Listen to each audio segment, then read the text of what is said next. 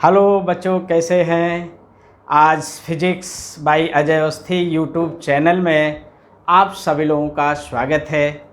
आज हम लोग फिजिक्स के नए चैप्टर के विषय में पढ़ेंगे। नया चैप्टर आज पढ़ाया जाएगा जिस चैप्टर का नाम है गतिमान आवेश तथा चुंबकीय क्षेत्र, moving charge and magnetic field. बहुत ही अच्छा चैप्टर है, बहुत ही सरल चैप्टर है और जिसको हम एक एक सिद्धांत, एक एक नियम को बहुत ही सरल ढंग से हम आपको पढ़ाएंगे। पहले इसकी बेसिक जो चीज़ें हैं जिसको आपने इसके पिछली जो कक्षाएं हैं उनमें भी आपने पढ़ा है, आज यहाँ पर भी उसका हम रिवीजन करते हुए आगे की तरफ बढ़ते हैं। और आप लोग काफ़ी पेन ले लीजिए, जैसे जैसे हम आपको बता रहे हैं उसको आप नोट करते जाइए, क्योंकि आज के बाद मीन्स आज तक आपने फिजिक्स में जो पढ़ा उसका आपने रिवीजन किया। अब आगे जो आप पढ़ते जाएंगे उसको बारी बारी से रिवीजन करते जाइए। क्यों? क्योंकि जैसे जैसे आप आगे की तरफ बढ़ रहे हैं आपके और एक निर्णायक जो परीक्षा की घड़ी होगी 20 का समयांतराल लगातार घट रहा है। इसलिए खूब खाइए, खूब पढ़िए, कम सोइए। कम सोने का मतलब स्वस्थ मनुष्य के लिए जितना सोना है अधिकतम 6 घंटे उतना आप सोइए। खूब खाइए, खूब पढ़िए, खूब खाइए, खूब पढ़िए और कम सोइए। ये फिजिक्स का मूल सिद्धांत है।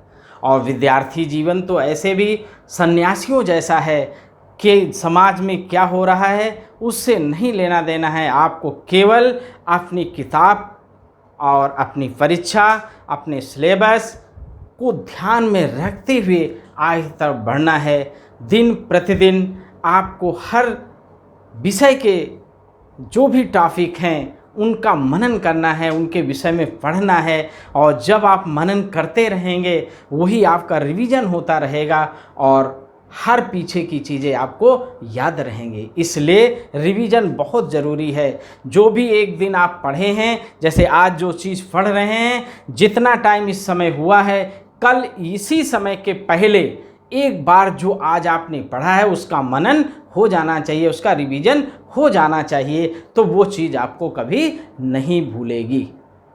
तो नया टॉपिक है मैग्नेट, चुंबक, जिसको आपने पिछली कक्षाओं में भी पढ़ा है। तो मैग्नेट के विषय में हम बता रहे हैं आपको। देखिए, मैग्नेट, चुंबक। अब देखिए मैग्नेट क्या है। मैग्नेशिया, मैग्नेशिया, मैग्नेशिया,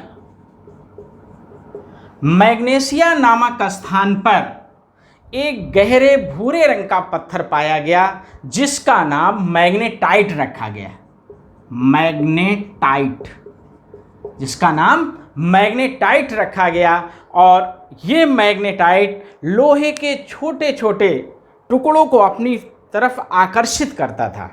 क्यों? ये लोहे का जो टुकड़ा था, मैग्नेटाइट जो लोहे का एक अयस्क होता है Fe3O4, Fe3O4, ये लोहे का एक ऑक्साइड होता है जो लोहे के छोटे छोटे टुकड़ों को अपनी ओर आकर्षित करने का गुण इसमें होता है।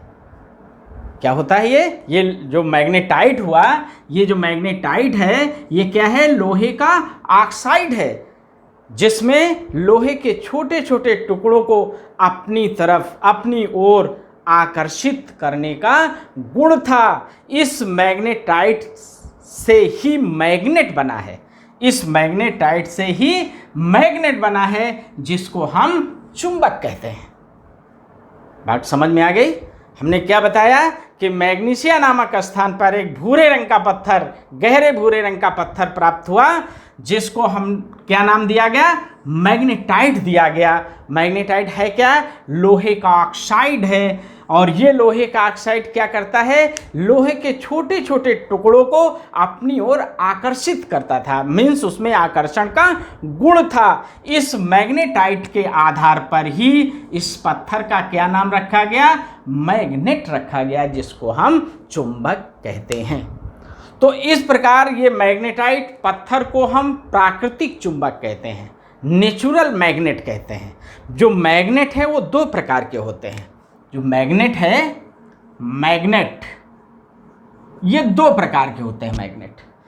एक को हम कहते हैं नेचुरल मैग्नेट। देखिए, एक को हम कहते हैं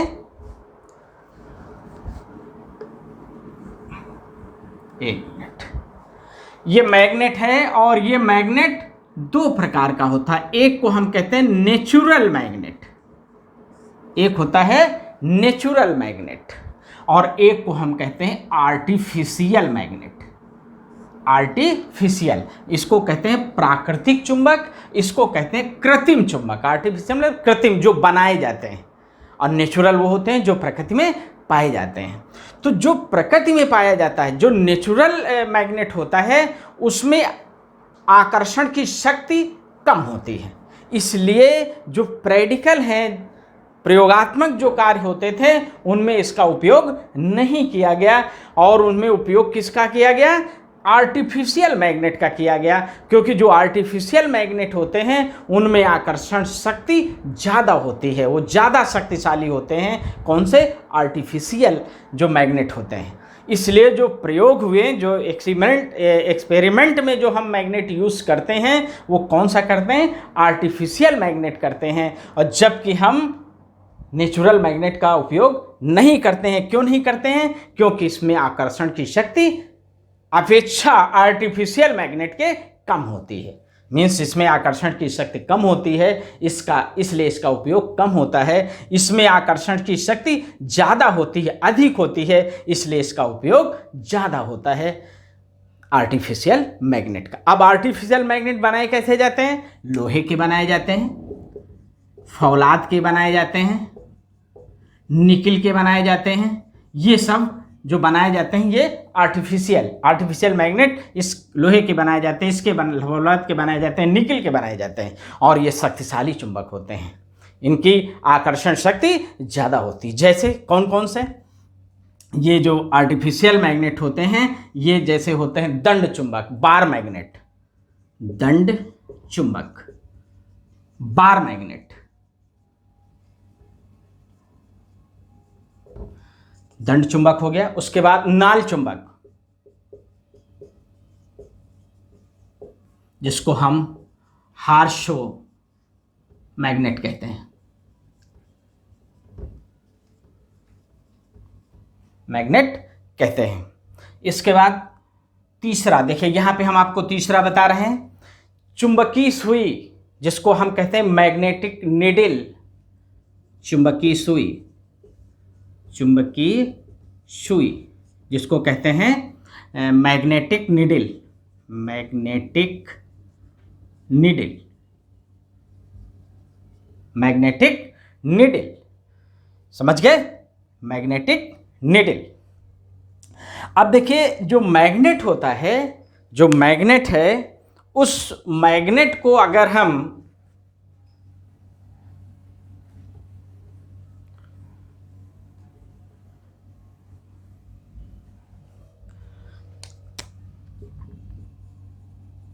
मैग्नेट, देखिए मैग्नेट को अगर हम उसके गुरुत्वाकर्षण से बांधकर लटका दें, एक मैग्नेट है, उसको एक धागे से उसके गुरुत्वाकर्षण से बांधकर ऐसे हम लटका दें, तो वो हमेशा नॉर्थ और साउथ में रुकता है, नॉर्थ और साउथ में रुकता है। इसी को लेकर ही मैग्नेटिक कंपास नीडल बनाई गई है। अगर मैग्नेट को बांध के हम लटका दें तो नॉर्थ साउथ में रुकती है। इसी सिद्धांत को लेकर मैग्नेटिक कंपास नीडल बनाई गई। Magnetic compass needle, compass needle बनाई गई। किसको लेकर? इसको, कंपास सुई को जो भी रखते हैं तो नॉर्थ साउथ में रुकती है, और अगर हम मैग्नेट को एक धागे से बांधकर, गुरुत्वाकर्षण से उसके धागे से बांधकर लटका दें तो मैग्नेट भी नॉर्थ और साउथ में रुकता, उत्तर और दक्षिण में रुकता। क्यों रुकता है?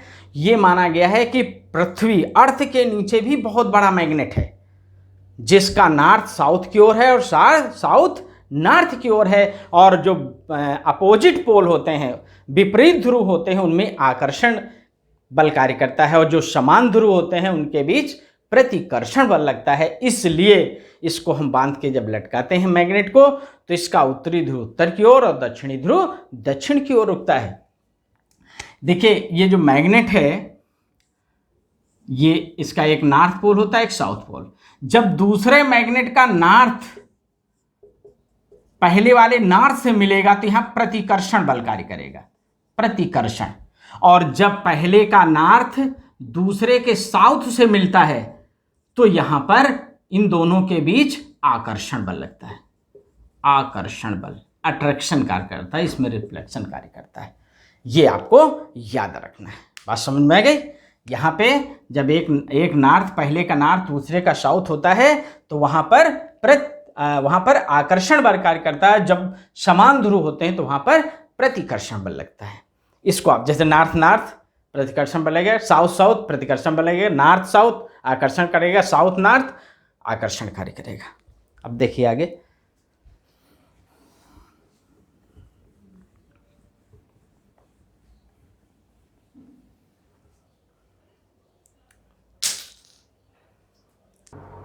हाँ देखिए ये मैग्नेट के विषय में ओरेस्टेड जो साइंटिस्ट थे, ओरेस्टेड वैज्ञानिक थे, उन्होंने अपना एक प्रयोग किया और प्रयोग के आधार पर ये बताया था कि जब किसी तार में वैद्युत धारा प्रवाहित की जाती है तो उस तार के चारों ओर एक चुंबकीय क्षेत्र उत्पन्न हो जाता है, एक मैग्नेटिक फील्ड प्रोड्यूस हो जाता है। जब किसी वायर में कोई करंट फ्लो होती है तो उस वायर के चारों ओर मैग्नेटिक फील्ड प्रोड्यूस होती है।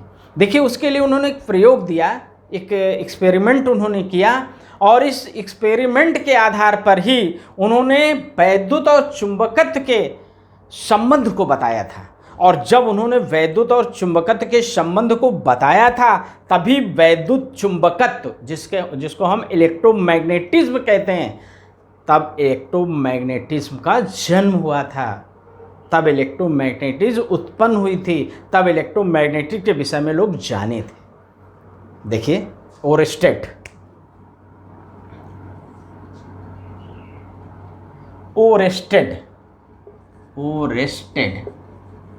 ओरेस्टेड वैज्ञानिक ने एक प्रेडिकल दिया और प्रेडिकल क्या था देख लीजिए।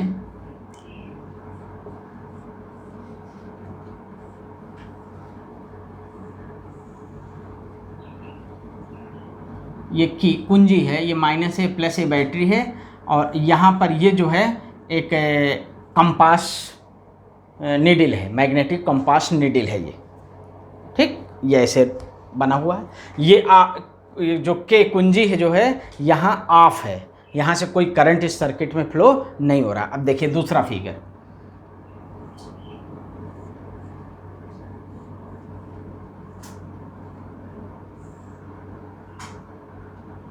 यहाँ कुंजी ऑफ थी, यहाँ पर जो कुंजी है ऑन है, कुंजी ऑन है, यहाँ पे जुड़ गई तो यहाँ पे करंट फ्लो हुई ये, और ये जो नीडल थी ये नीडल डिफ्लेक्ट हो गई, विक्षेपित हो गई, ऐसे ये नीडल विक्षेपित हो गई। करेक्ट। तीसरा फिगर देखिए अगला,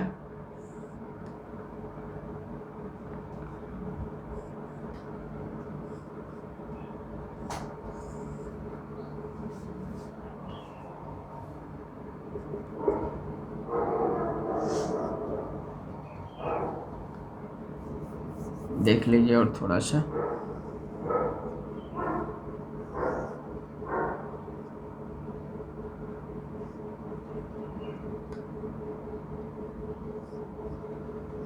ये यहाँ पर भी ये कुंजी के क्या है ऑन है, मीन्स इसमें करंट फ्लो, सर्किट बंद, सर्किट खुला नहीं बंद, यहाँ खुला सर्किट, खुला परिपथ है, ये सब बंद परिपथ है। देखिए यहाँ पे जब इस सर्किट में कोई करंट नहीं फ्लो हो रही थी तो इस जो मैग्नेटिक कंपास नीडल थी उसमें कोई डिफ्लेक्शन नहीं हुआ। इसके बाद यहाँ पे देख रहे हैं, इसमें देख रहे हैं डिफ्लेक्शन हो रहा है, इसमें देख रहे हैं डिफ्लेक्शन हो रहा है, और जो मैग्नेटिक कंपास नीडल होती है उसमें डिफ्लेक्शन किसके कारण होता है? मैग्नेटिक फील्ड के कारण होता है।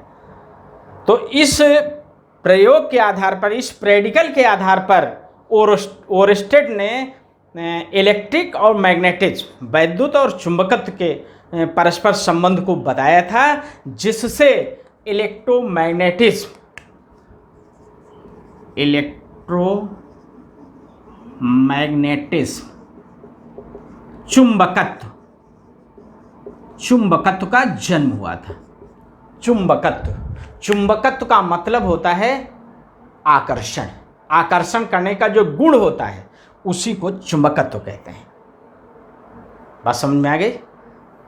अब हम बताएंगे आपको मैग्नेटिक फोर्स लाइन या मैग्नेटिक फील्ड लाइन, जिसको हम कहते हैं चुंबकीय बल रेखाएं। अब हम चुंबकीय बल रेखाओं के विषय में हम आपको समझा रहे हैं। अब देखिए चुंबकीय बल रेखाएं क्या हैं।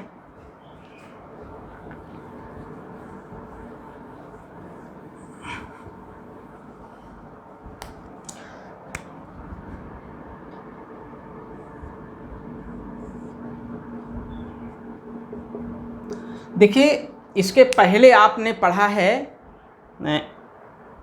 वैद्युत आवेश, इलेक्ट्रिक चार्ज। इलेक्ट्रिक चार्ज में भी आपने पढ़ा है इलेक्ट्रिक फील्ड लाइंस, जिनको हम वैद्युत बल रेखाएं कहते हैं। वहाँ पे आपने पढ़ा है कि जो पॉजिटिव चार्ज होता था, जो पॉजिटिव चार्ज होता था उससे वैद्युत बल रेखाएं निकलती थी, ऐसे ऐसे वैद्युत बल रेखाएं निकलती थी। और जो निगेटिव चार्ज है उसमें वैद्युत बल रेखाएं प्रवेश करती थी, ऐसे। ये आपने वैद्युत बल रेखाओं में पढ़ा है, इलेक्ट्रिक फील्ड लाइंस में पढ़ा है, या इलेक्ट्रिक फोर्स लाइन में आपने पढ़ा है। यहां पे आप मैग्नेटिक फील्ड लाइंस पढ़ रहे हैं। इसमें वहां पर इलेक्ट्रिक में जो पॉजिटिव चार्ज कार्य करता था, जो कार्य पॉजिटिव से होता था, वो यहां पे कार्य होगा नॉर्थ पोल से। जो मैग्नेट में दो पोल होते हैं, नॉर्थ पोल और साउथ पोल। चूंकि सिंगल पोल होने पर उस मैग्नेट का कोई अस्तित्व नहीं होता है, इसलिए मैग्नेट में हमेशा दो पोल होते हैं, नॉर्थ पोल और साउथ पोल। तो यहाँ पर जो चुंबकीय बल रेखाएं हैं नॉर्थ पोल से निकलती हैं और साउथ पोल में प्रवेश करती थी। जो इलेक्ट्रिक चार्ज है जिसमें वैद्युत बल रेखाएं आपने पढ़ी हैं, उसमें बताया गया था कि वैद्युत बल रेखाओं की दिशा ही वैद्युत क्षेत्र की दिशा होती थी। कोई पॉजिटिव चार्ज जैसे ऐसे गया तो पॉजिटिव चार्ज जिधर गया वो वैद्युत बल रेखाओं की दिशा हो गई। बात समझ में आई? वैद्युत बल रेखाओं की जो दिशा होती थी उसी दिशा में वैद्युत आवेश चलता था, पॉजिटिव चार्ज चलता था। तो कहते थे वैद्युत बल रेखाओं की दिशा ही वैद्युत क्षेत्र की दिशा होती थी। वहाँ आपने पढ़ा वे काल्पनिक वैद्युत बल रेखाएं जो वैद्युत क्षेत्र की दिशा का अविरत प्रदर्शन करती हैं वैद्युत बल रेखाएं कहलाती हैं। ठीक उसी प्रकार यहाँ पे कहेंगे कि वे काल्पनिक वक्राकार रेखाएं, वे काल्पनिक वक्राकार रेखाएं जो चुंबकीय क्षेत्र की दिशा का अविरत प्रदर्शन करती हैं चुंबकीय बल रेखाएं कहलाती हैं।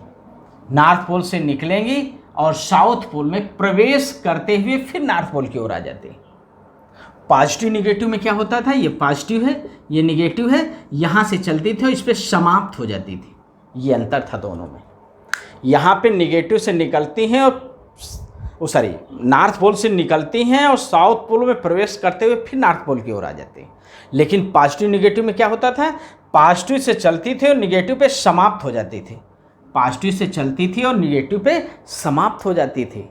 इसका मतलब कि जो चुंबकीय बल रेखाएं हैं, मैग्नेटिक फील्ड लाइंस हैं, वो एक क्लोज्ड कर्व रिप्रेजेंट करती हैं, एक बंद वक्र प्रदर्शित करती हैं, जबकि वैद्युत बल रेखाएं एक बंद वक्र प्रदर्शित नहीं करती हैं। तो चुंबकीय बल रेखाओं की परिभाषा हमने क्या बताई कि वे काल्पनिक वक्राकार रेखाएं जो चुंबकीय क्षेत्र की दिशा का, मैग्नेटिक फील्ड का अविरत प्रदर्शन करती हैं चुंबकीय बल रेखाएं कहलाती हैं। ये हमेशा नॉर्थ पोल से निकलती हैं और साउथ पोल में प्रवेश करते हुए फिर नॉर्थ पोल की ओर आ जाती हैं। इसलिए चुंबकीय बल रेखाएं एक बंद वक्र प्रदर्शित करती हैं। अब एक चीज़ और देख लीजिए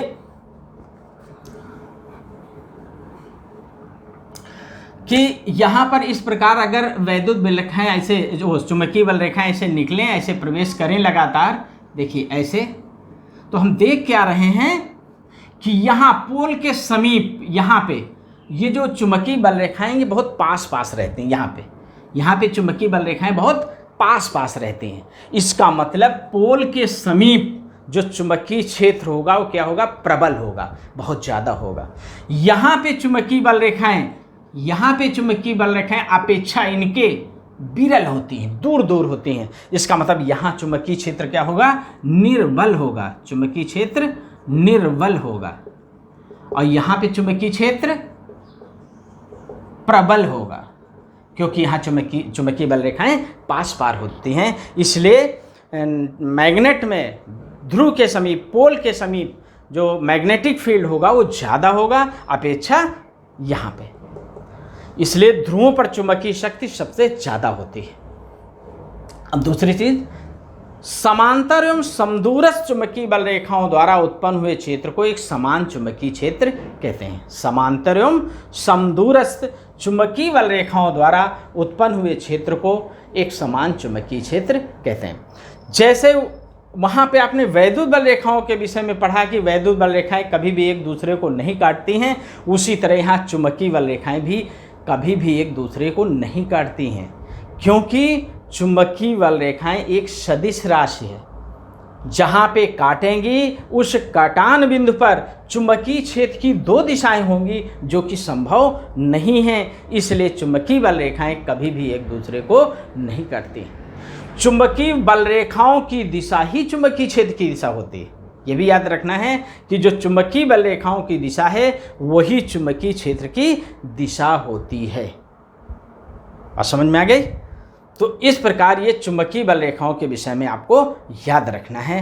अब हम आपको बताएंगे लॉरेंज बल क्या है। एक समान चुंबकीय क्षेत्र में, समान चुंबकीय क्षेत्र की परिभाषा हमने आपको बता दी। अब एक समान चुंबकीय क्षेत्र में कोई आवेशित कण गतिमान हो तो उस पर चुंबकीय बल कितना लगेगा, उस बल को ही हम चुंबकीय बल या लॉरेंज बल कहते हैं। देखिए, जब आवेशित कण स्थिर होता है तो वहां पर केवल वैद्युत क्षेत्र उत्पन्न होगा, ये आपको याद रखना है। अगर कोई पॉजिटिव चार्ज या कोई भी चार्ज, पॉजिटिव और निगेटिव, कांस्टेंट है, स्थिर है, तो वहाँ पर केवल इलेक्ट्रिक फील्ड होगा, वहाँ पे मैग्नेटिक फील्ड नहीं होगा।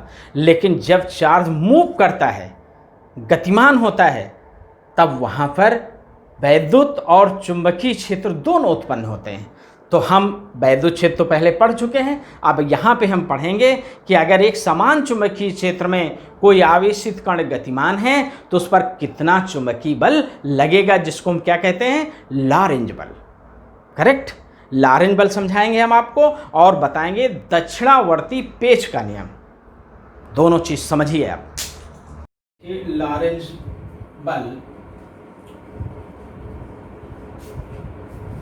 लॉरेंज फोर्स, लॉरेंज बल। अब देखिए लॉरेंज बल क्या है।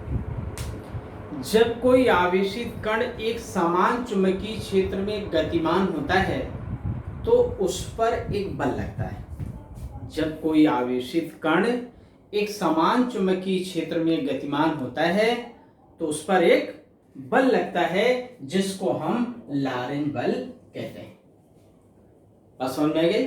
बल की दिशा चुंबकीय क्षेत्र एवं कण की दिशा के लंबवत होती है। यहाँ पर जो लॉरेंज बल होता है, जो चुंबकीय बल होता है, उसकी दिशा चुंबकीय क्षेत्र की दिशा और कण के चलने की दिशा के लंबवत होती है। हमने मान लिया कि कोई आवेशित कण Q है जो v वेग से चुंबकीय क्षेत्र V में लंबवत गतिमान है, तो उस पर एक बल लगता है, जिसको हम चुंबकीय बल या लॉरेंज बल कहते हैं। ये होता है F = Q × V × V। देखिए, ये चुंबकीय क्षेत्र हो गया V और ये कण के चलने की दिशा हो गई V, जो कि चुंबकीय क्षेत्र से कितने अंश का कोण बना रहा है, 90 डिग्री। और ये हो गया बल F, ये भी 90 डिग्री। बात समझ में आ गई? ये x एक्सिस हो गई, ये y एक्सिस हो गई, या ये x एक्सिस हो गई, z एक्सिस हो गई, ये y एक्सिस हो गई, कोई भी एक मान सकते हैं, 3 एक्सिस x y z। तो इस तरह जब कोई आवेशित कण Q एक समान चुंबकीय क्षेत्र V में v वेग से चलता है तो उस पर एक बल लगता है, जिसको हम लॉरेंज बल या चुंबकीय बल कहते हैं। और यहां पर ये आवेशित कण Q चुंबकीय क्षेत्र B और कण के चलने की जो दिशा है वो परस्पर लंबवत है, तो उस पर लगने वाला बल F बराबर होगा QV इंटू B। करेक्ट। लेकिन अगर आवेशित कण चुंबकीय क्षेत्र के लंबवत न चल रहा हो, किसी कोण से चल रहा हो, तब क्या होगा? देखिए इस प्रकार, ये चुंबकीय क्षेत्र हो गया B, ये इस पे जो बल लगेगा वो F हो जाएगा, और ये हमने मान लिया y एक्सिस है, इसको हमने z एक्सिस मान लिया, और एक मिनट, इसको हमने x एक्सिस मान लिया, और ये कण के चलने की दिशा हो गई, इसको हमने थीटा मान लिया। ये कण के चलने का वेग हो गया v, ये थीटा हो गया। अब देखिए थीटा से चल रहा है तो इस पे हम इससे लंब डाल देंगे, तो यहाँ पे घटक निकाल आएगा v sin थीटा, लंबवत घटक। ये समझ में आई? इस पे हम लंब डाल देंगे तो ये घटक निकल आएगा। देखिए ना भाई, ये थीटा हो गया, ये थीटा, ये भी थीटा हो जाएगा, ये 90 डिग्री हो गए। लंब बटे कर्ण के फार्मूले से हम निकाल लेंगे भाई, साइन थीटा बराबर होगा लंब बटे कर्ण। जब निकालेंगे तो ये y की दिशा में जो घटक निकलेगा वो क्या निकलेगा? v sin थीटा निकल आएगा। तब इसका फार्मूला हो जाएगा F equal to QV sin theta into b, या इसी को लिखेंगे F equal to QVB sin theta. तब ये फार्मूला हो जाएगा। बस समझ में आ गई? जब आवेशित कण क्या है, लंबवत न चल के थीटा कोण से चल रहा है, कण के चलने की गति की दिशा या वेग की दिशा और चुंबकीय क्षेत्र की दिशा के बीच का कोण कितना है? थीटा। तो फार्मूला हो जाएगा F equal to QVB sin theta. Correct. अब इसी में कंडीशन हम लगा दें, if theta equal to 90 degree, अगर थीटा 90 कर देंगे तो F इक्वल टू हो जाएगा QVB sin 90। sin 90 की वैल्यू 1 हो जाएगा, F इक्वल टू हो जाएगा QVB, और यहां लिख देंगे sin 90 इक्वल टू 1। ये फार्मूला आपको मिल गया जब लंबवत चल रहा है। इतनी चीज समझ गए? आगे देखिए,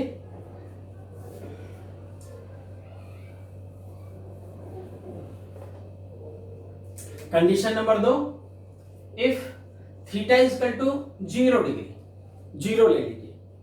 अगर 0 लेंगे तो F इक्वल टू हो जाएगा QVB sin 0, और sin 0 की वैल्यू होती है 0, तो ये हो जाएगा F equal to QVB into 0, तो F इक्वल टू हो जाएगा 0। चुंबकीय बल क्या हो जाएगा? शून्य हो जाएगा। चुंबकीय बल हो जाएगा शून्य। अब देखिए, अगर आवेशित कण चुंबकीय क्षेत्र की दिशा में चलने लगे, जिधर चुंबकीय क्षेत्र की दिशा मीन्स इस तरह, x एक्सिस ये B है और यही V हो जाए, चुंबकीय क्षेत्र की दिशा में चलने लगे तो थीटा हो जाएगा 0, और जब थीटा 0 हो जाएगा बल F शून्य हो जाएगा, उस पर कोई बल कार्य नहीं करेगा। तो हम कह सकते हैं कि चुंबकीय क्षेत्र की दिशा वो दिशा है जिसके अनुदिश गतिमान आवेशित कण पर कोई बल नहीं लगता है। हम कह सकते हैं चुंबकीय क्षेत्र की दिशा वो दिशा है जिसके अनुदिश गतिमान आवेशित कण पर कोई बल कार्य नहीं करता है, उस दिशा को हम चुंबकीय क्षेत्र की दिशा कहते हैं। बस समझ में आ गई? इसी को हम वेक्टर फॉर्म में कैसे लिख सकते हैं? F इक्वल टू लिखेंगे Q और V इन क्रॉस B, ये हो गया वेक्टर फॉर्म। अगर इसको वेक्टर फॉर्म में लिखें तो F वेक्टर इक्वल टू होगा Q into V vector cross B vector, क्योंकि V क्रॉस B, ये जो V वेक्टर क्रॉस B है, इसको हम लिख सकते हैं VB sin थीटा। तो यही फार्मूला फिर आपको प्राप्त हो जाएगा F equal to QVB sin theta. देख लीजिए, तो इसको हम वेक्टर फॉर्म में, ये जो फार्मूला है, ये आपका जो फार्मूला था, ये जो फार्मूला है, इसको वेक्टर फॉर्म में हम इस प्रकार लिख सकते हैं। बस समझ में आ गई? ये था लॉरेंज बल। बहुत ही महत्वपूर्ण फार्मूला है लॉरेंज बल का, जो कि आगे उपयोग में आएगा, कई जगह आएगा। इसलिए आप इसको ध्यान रखना है कि लॉरेंज बल का फार्मूला होता है F = QVB sin theta. F क्या है? F को हम लॉरेंज बल या गतिमान आवेश पर चुंबकीय बल कहते हैं। चाहे इसको आप चुंबकीय बल कहिए चाहे लॉरेंज बल कहिए। Q क्या है? जो आवेशित कण गतिमान है उसके आवेश की मात्रा है। V क्या है? जो कण चल रहा है उसकी वेग है, जो कण चल रहा है उसका वेग है। B क्या है? चुंबकीय क्षेत्र की दिशा है। थीटा क्या है? चुंबकीय क्षेत्र की दिशा और कण के चलने की दिशा के बीच का कोण है। थीटा क्या है? चुंबकीय क्षेत्र की दिशा और कण के चलने की दिशा के बीच का कोण है। ये इतनी चीज इसमें आपको याद रखना है कि F क्या है, Q क्या है, V क्या है, B क्या है और थीटा क्या है। थीटा अवश्य ही आपको याद रखना है, थीटा में कंफ्यूजन हो जाता है। करेक्ट। अब हम आपको बताने जा रहे हैं दक्षिणावर्ती पेच का नियम। Maxwell right handed rule, Maxwell का दक्षिणावर्ती पेच का नियम। देखिए समझिए,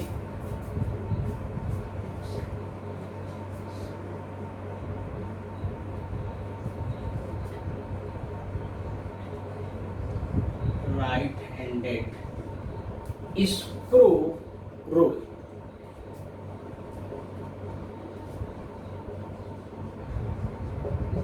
मैक्सवेल का दक्षिणावर्ती पेच का नियम। आप समझ लीजिए क्या है दक्षिणावर्ती पेच का नियम।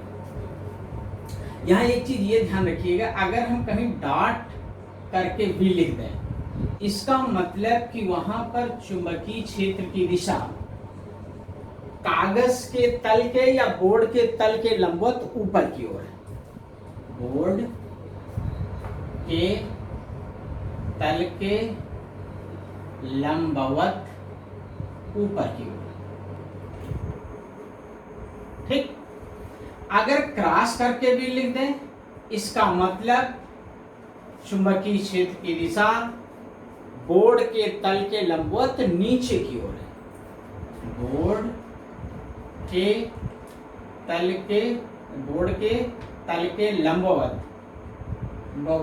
नीचे की ओर। समझ में आ गई? या हम इसी को कह सकते हैं डॉट बी का मतलब कागज के तल के लंबवत ऊपर की ओर चुंबकीय क्षेत्र, और क्रॉस बी का मतलब कागज के तल के लंबवत नीचे की ओर। डॉट बी कहीं लिखेंगे, कहीं क्रॉस बी लिखेंगे। इसका मतलब क्रॉस बी का मतलब कि चुंबकीय क्षेत्र की दिशा बोर्ड के तल के लंबवत नीचे की ओर है, और डॉट बी का मतलब चुंबकीय क्षेत्र की दिशा बोर्ड के तल के लंबवत ऊपर की ओर है। यही आप कागज में समझ लेंगे। अब देखिए मैक्सवेल का दक्षिणावर्ती पेच का नियम क्या है। जब हम किसी पेच को पेचकस से कसते हैं, ये पेचकस है, इस पेचकस से हम पेच को कसते हैं, ठीक है, दाएं हाथ से पकड़कर। जब हम किसी पेच को कसते हैं, किससे? पेचकस से। तो देखिए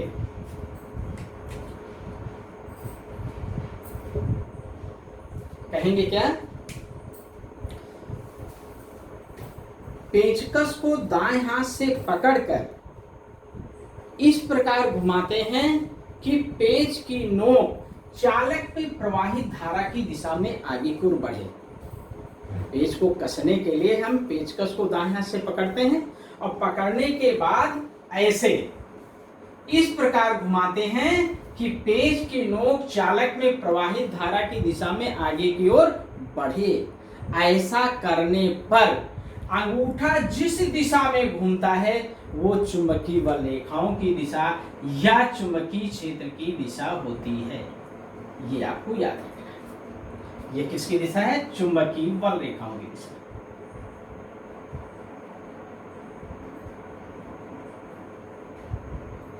बात समझ में आ गई?